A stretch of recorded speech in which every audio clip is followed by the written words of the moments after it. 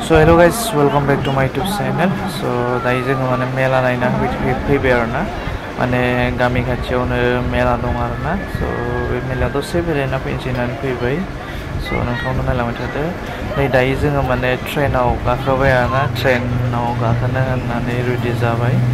नायनो हागोन लोगोफोरनि मानसि जासाबदों आरोना. ओमफ्राय दा जोङो ट्रेनाव गाखोसिगोन आरोना. गाखोगासिनो दं दासो मानसिफोरा. So नायलांबाय था.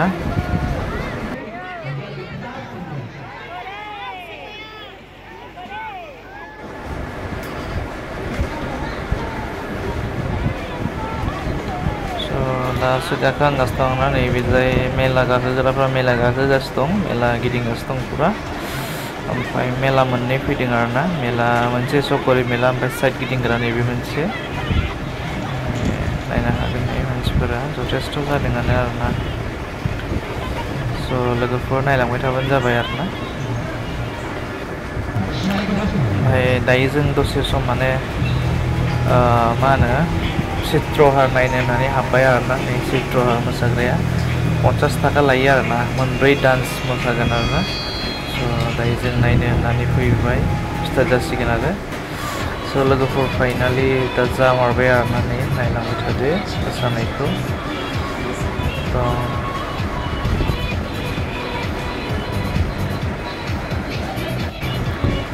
ओमफ्राय नेक्स्ट सेकेन्ड 2 नम्बर गान स्टार्ट जाबाय आरोना लोगोफोर नै.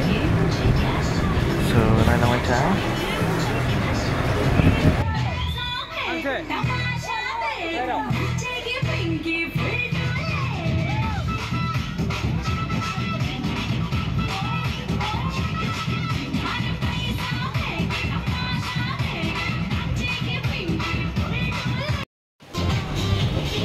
एकदम भोजपुरी गाना आरोना लोगोफोर.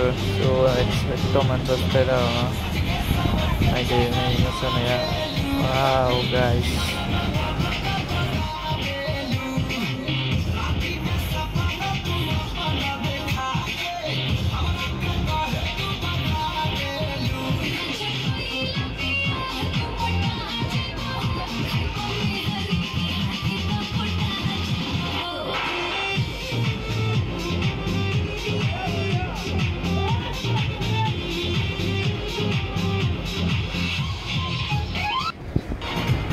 So लोगोफोर बे जोब्बाय. एबार नै नेक्स्ट लास्ट सं फैबाय आरोना. So बेनि उनाव गैला आरोना.